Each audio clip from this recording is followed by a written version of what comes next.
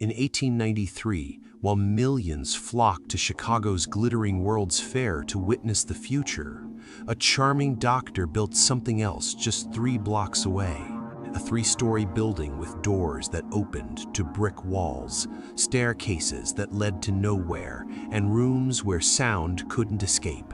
They called it the Castle. But when police finally broke down its doors in 1895, they found something that would haunt America forever. This is the story of H.H. Holmes, the man who turned architecture into murder.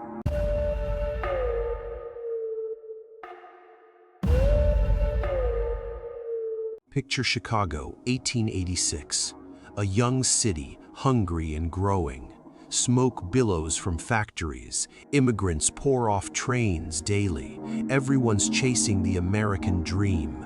And walking through this chaos is a man in his mid-20s, clean-shaven, well-dressed, with piercing blue eyes and a smile that puts people instantly at ease.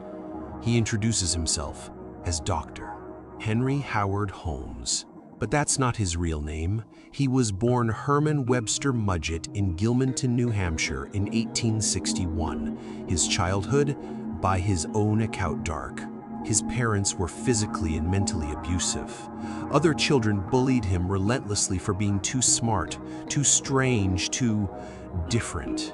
One story haunts the records. His classmates once dragged young Herman to the doctor's office, where a human skeleton was kept for study. They forced him to touch the bones, to look into its empty eye sockets.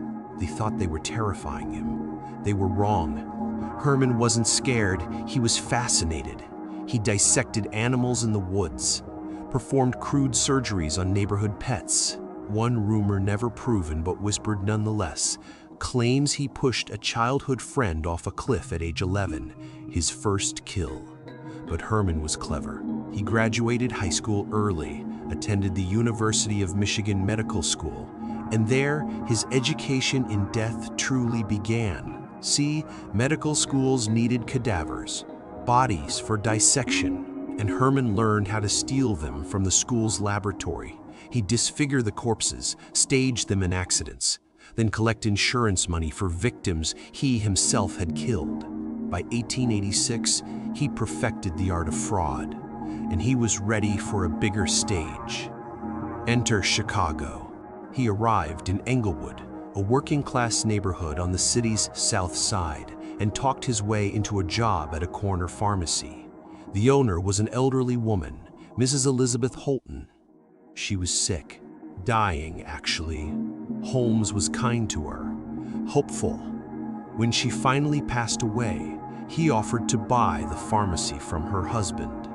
And here's the thing, the Holtons didn't actually die.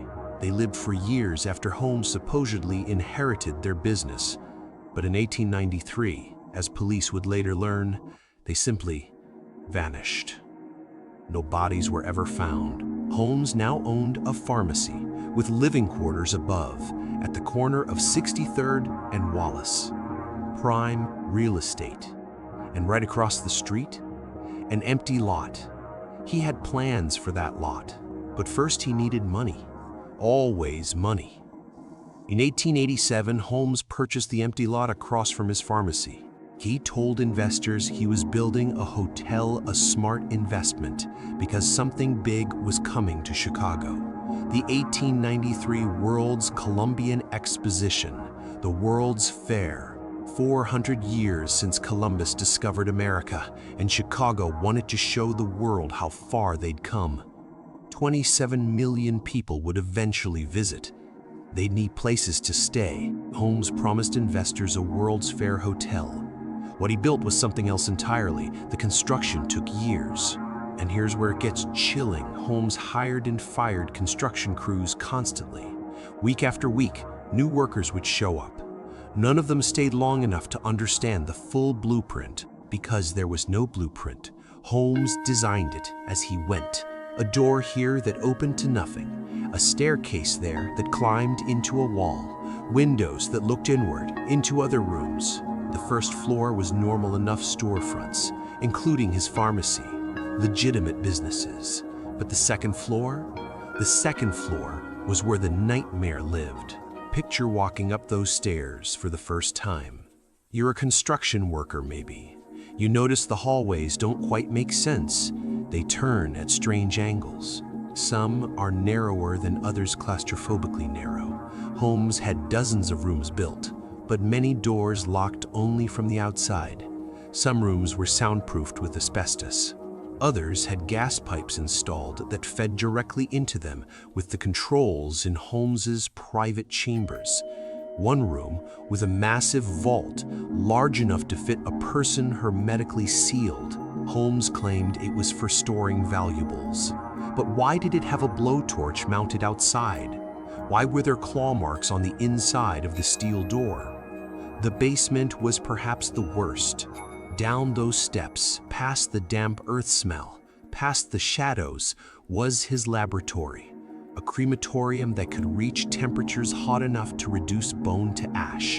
An 8-foot-tall iron stove, vats of acid and quicklime, a dissection table, stained dark. In the corner, something he called the elasticity determinator, a medieval torture device, essentially a rack, where Holmes could stretch a body to see how far human joints could separate before breaking. And everywhere polysystems, chutes that led from upper floors directly to the basement, ways to move bodies without carrying them through hallways, without being seen. But here's what's truly brilliant about Holmes's design. The building worked. The storefronts made money. He rented the third-floor apartments to legitimate tenants. The castle blended into Englewood's streetscape. Neighbors knew it as Holmes's building. A bit odd, perhaps, but Chicago was full of odd buildings. In 1892, construction finished. Holmes placed advertisements in newspapers. Young women wanted for employment. Rooms available for World's Fair visitors. And people came. Julia Connor was the first we know about. She worked in Holmes's pharmacy with her husband Ned, who managed the jewelry counter. Julia was beautiful, unhappy in her marriage, and Holmes was charming. The affair began quickly. By late 1891, Julia had left Ned and moved into the castle with her 6-year-old daughter, Pearl. Holmes had one rule for her. She could be his mistress, but she could never get pregnant. On Christmas Day, 1891, Julia and Pearl were last seen alive. Holmes told neighbors Julia had left suddenly to visit her dying sister. But Julia had no dying sister. Later, he claimed she'd fled back to her ex-husband. But Ned hadn't seen her either. In July 1895, when police excavated the castle's basement, they found a small bone fragment that might have been Pearl's. Might. The forensics of 1895 couldn't be certain. Then came Emeline Cigrand, beautiful, 24 years old, from Indiana. Holmes hired her as his stenographer in 1892. She was intelligent, educated, and Holmes didn't just seduce her. He proposed marriage, promised her a new life. In December 1892, Emeline told her parents she'd met a wonderful man named Robert Phelps and was getting married. She'd write soon, she promised. The next letter they received was in Emeline's handwriting, but the words were strange. She'd married, she wrote, but her husband was terrible. She'd leave him soon. That letter was the last time they heard from their daughter. Holmes would later confess that he locked Emeline in the castle's massive vault, the soundproof vault.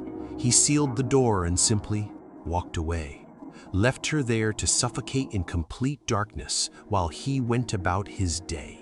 Robert Phelps, the man she supposedly married, he never existed. Next, the Williams sisters. Minnie Williams was different from Holmes's other victims. She was educated, wealthy, and possibly, at least initially, an accomplice. She'd inherited property in Fort Worth worth about $20,000, worth roughly $600,000 today. Holmes met her in Texas, seduced her, convinced her to move to Chicago. By early 1893, Minnie was living in the castle. Holmes was using her money to finance construction projects in Fort Worth, but Minnie had a sister, Nanny. And when Nanny came to visit in July 1893, both sisters disappeared. Nanny wrote one final letter before vanishing. "Brother Harry says you need never trouble any more about me. He and sister will see to me." Holmes later claimed Minnie killed Nanny in a jealous rage and that he'd helped dispose of the body in Lake Michigan to protect her. Then, he said, he sent Minnie to Europe. The truth? Holmes likely killed them both and took all of Minnie's property. By the time the World's Fair opened in May 1893, Holmes had refined his system. Young women would arrive, often from out of town, answering his advertisements. They'd check into rooms in the castle, and some would never check out. After the fair closed in October 1893, Holmes's world began to crack. His building, financed through fraud, was deep in debt. Creditors were circling. He'd never paid for most of the construction materials. The castle was about to be seized, so Holmes did what he always did. He ran. But this time, he had a partner. Benjamin Pitezel was an alcoholic carpenter with 5 children. He'd worked with Holmes on various insurance frauds over the years. And in 1894, Holmes proposed his biggest scam yet. They'd fake Pitezel's death and collect a $10,000 life insurance policy. But Holmes had no intention of sharing that money. On September 2, 1894, in Philadelphia, Holmes murdered Pitezel, killed him with chloroform while he slept, then staged the scene to look like an accidental explosion.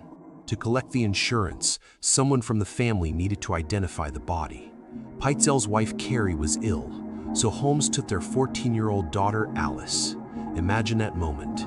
Alice standing in the Philadelphia morgue, looking down at her father's corpse. Holmes beside her, his hand gently on her shoulder, telling her what to say. She knew her father was dead, but Holmes convinced Carrie, the mother, that Benjamin was alive, just hiding from the law. And to keep Alice quiet, Holmes convinced Carrie to let him take 3 children, Alice, Nellie, 12, and Howard, 10. He'd keep them safe, he promised. They'd all reunite soon. What followed was a grotesque shell game across America. Holmes traveled with the 3 children, moving them from city to city. Meanwhile, he escorted Carrie and her other 2 children along a parallel route. In Detroit, the 2 groups were separated by just a few blocks and never knew it. In Irvington, Indiana, on October 10, 1894, Holmes murdered Howard. The boy was dismembered, then burned in a Holmes chimney. His teeth and bone fragments were found there months later. In Toronto, on October 25, 1894, Holmes rented a house at 16 St. Vincent Street. He forced Alice and Nellie into a large trunk, drilled a hole in the lid, and fed gas through a hose until they stopped breathing. He buried their naked bodies in the cellar, 3 children dead. And Carrie Pitezel still believed her husband was alive, still trusted Holmes completely. But Holmes had made one mistake. In a Missouri jail cell months earlier, while imprisoned for fraud, he'd met a fellow criminal named Marion Hedgepeth. Holmes had told him about the Pitezel insurance scheme, promised Hedgepeth a cut of the money. When Holmes stiffed him, Hedgepeth told the authorities everything. On November 17, 1894, Pinkerton detectives arrested Holmes at a Boston boarding house. When they arrested Holmes, the Pitezel children were still missing. Philadelphia detective Frank Geyer was assigned to find them. For months, he retraced Holmes's winding path across America, city by city, hotel by hotel, reading the letters Holmes had kept, letters the children had written but never sent. In Toronto, following the children's own words, Geyer found the rental house. He searched the cellar. "The deeper we dug," he wrote in his report, "the more horrible the odor became. Alice and Nellie's bodies were there, exactly as Holmes had left them." In Indiana, Geyer found Howard's remains in the chimney. Meanwhile, back in Chicago, police descended on the castle. What they found defied comprehension. secret passages, trapdoors, the vault with the claw marks, the basement laboratory with its instruments of death, bones, tufts of hair, blood-stained clothing, pieces of jewelry that families would later identify as belonging to missing daughters, sisters, wives. The newspapers went wild. Murder Castle, they called it. Holmes's Horror Hotel. The press claimed hundreds had died there, tourists, young women, anyone unlucky enough to check in. Modern historians believe the number was smaller. Perhaps 9 confirmed victims, maybe as many as 20 or 30. The truth drowned somewhere between Victorian sensationalism and the evidence that did survive. Holmes was tried for only one murder, Benjamin Pitezel. The evidence was overwhelming. He was convicted in November 1885 and sentenced to death. From his jail cell, Holmes played his final game. He confessed to 27 murders, including people who were verifiably still alive. He claimed he'd killed over 100 people.